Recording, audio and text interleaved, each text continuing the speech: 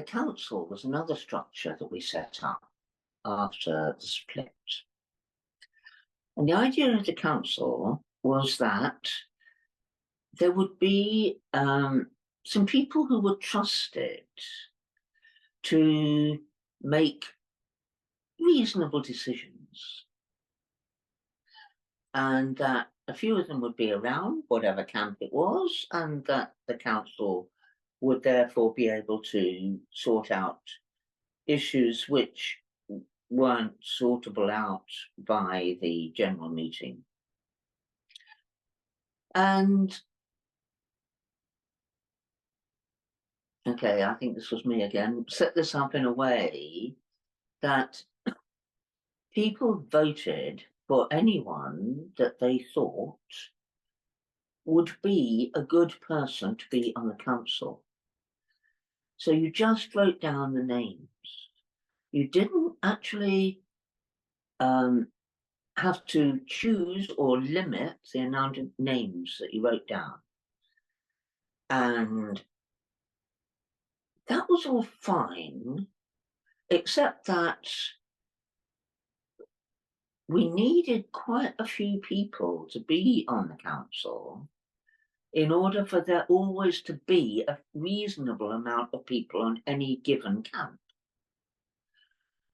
And we didn't want it to be always the same ones, so, you know, we needed to keep that inclusive energy going. And in the end, when we would take it to the general meeting, and the AGM was the time when the council people were chosen. And what happened was everybody wrote down their names, then they were all put into piles, and or they were all marked off in some way, all counted, and the people who were at the top of the list with the most votes got in. So the other people were just not so well known quite often.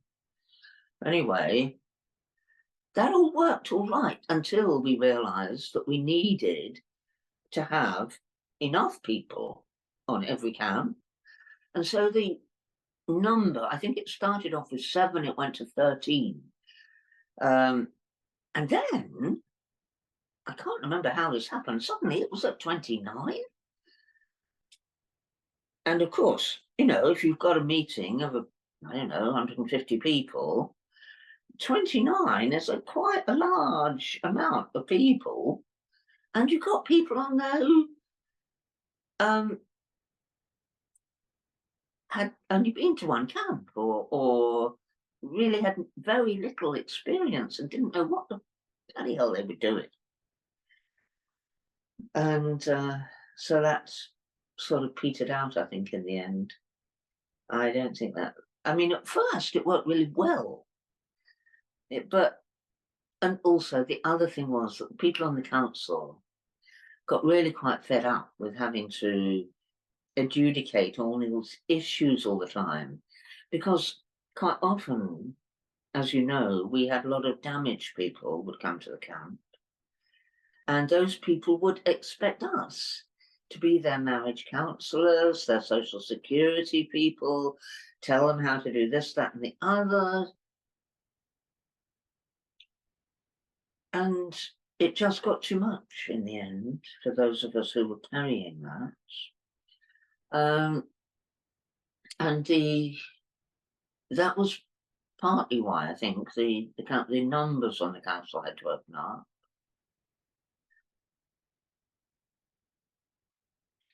It works fine at the Rainbow Gatherings because there are so many people there, and there's always people who are, you know, want to actually get together and sort things out. Whereas a lot of the time on our camps, you know, we didn't have thousands of people. We had 100 people maybe. And it just was not working because it was too much. It meant that we didn't have it, you know, you couldn't have the coordinators of a camp being on the council because they've got other jobs. And then you've got all these other people who had also got other jobs.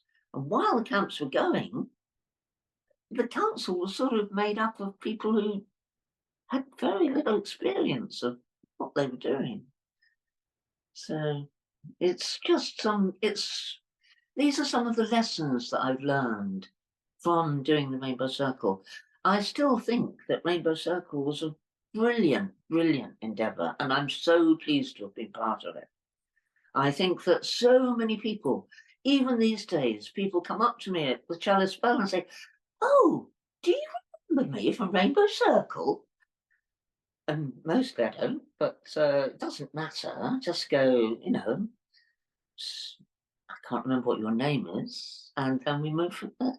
And that's sort of all fine. But, it's great because also Rainbow Circles spawned a whole load of other camps. Unicorn camps came up from there, and the women's camp came from there. I think the music and dance camp came from there. I can't quite remember them all now, but there were many, many camp scenarios that had their roots in Rainbow Circle. The Druid camps, yes, indeed. Although, I have to say, not this group of Druids, but the other group of Druids that I was part of in London, we did have a few camps in the 70s.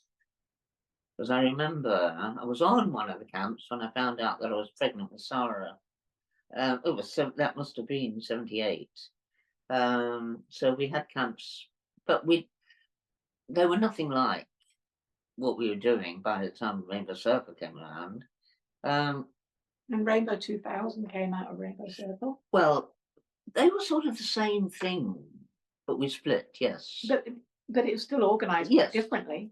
Oh, yes, indeed it is. Yes, yes. Because, and actually much more efficiently, and I believe gives people a really amazing experience. And I really honour Sid and Jules and their group for being able to get that together. And I don't know, it seems to me that the things that work are the things that have got someone at the head of it who's holding a particular vision. And when it's the communal vision, it doesn't have that same focus because people have got so many different visions, different ways of doing things. And yes, we need to talk it all out. And that's partly what Rainbow Circle ended up doing. It was becoming a sort of talking shop for different ideas of how to do things, which is fine in itself. But it doesn't actually give that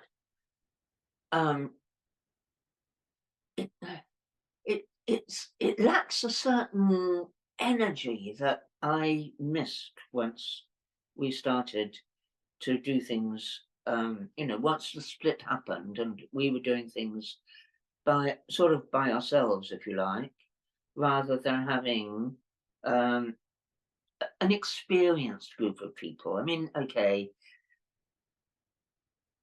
By that time, I'd got a fair amount of experience, and Sid and Jules, and then there was Bernie and Sylvie and Dilwyn and various other people who jumped into the mix once Sid had got to Blackthorn Farm and started to have a telephone communication. That changed a lot of things